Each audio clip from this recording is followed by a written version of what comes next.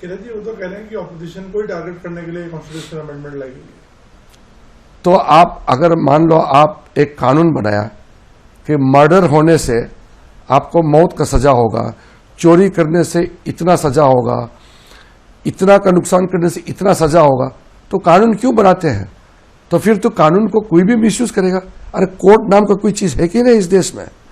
ये देखिए, मैं आपको एक गंभीर बात बताता हूं। आप लोग जो मीडिया वाले हैं, आप लोग जानते हैं लेकिन आप लोग बोलते नहीं है। जब कांग्रेस पार्टी चुनाव नहीं जीत सकते हैं तो भारत के विरोधी कई ताकतें हैं, ये सब मिलकर के सरकार और जो संस्था है उसको अटैक शुरू कर देता है कि जन विश्वास खत्म हो जाए देश के प्रति, देश के संस्थाएं के प्रति।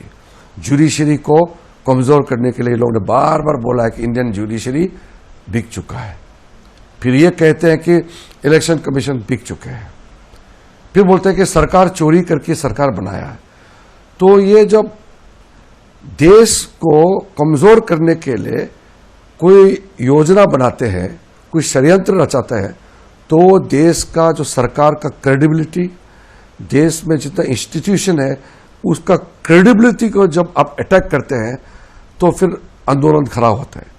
तो इस तरीके का ये मानसिकता, ये लेफ्टिस्ट मेंटेलिटी से जोड़ते हुए ये लोग काम कर रहे हैं। राहुल गांधी से पहले कई कांग्रेस के नेता थे, करप्ट थे होंगे या कमजोर थे होंगे, अच्छे थे होंगे, अलग अलग होते हैं, मगर देश को कमजोर करने के लिए काम नहीं किया।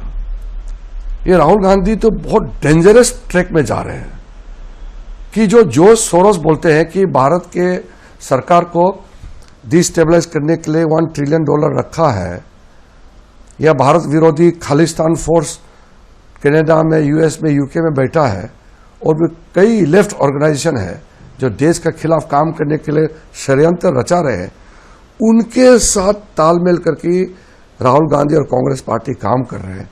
ये देश के लिए बहुत ही चिंताजनक ये एक समय है। लेकिन अब आश्वासित रहिए, मोदी जी के लीडरशिप में देश को कोई डिस्टेबलाइज नहीं कर सकता है।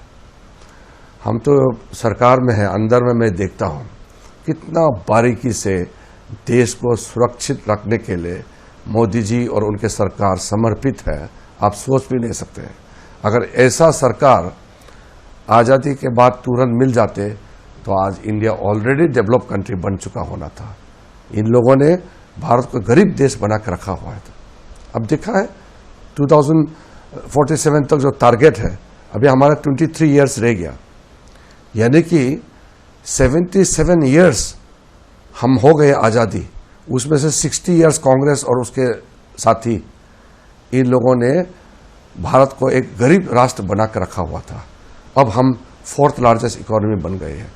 तो सिक्योरिटी, इकोनॉमी और हमारा टोटल भारत का जो इमेज है, अब कोई इसको तबाह नहीं कर सकता है।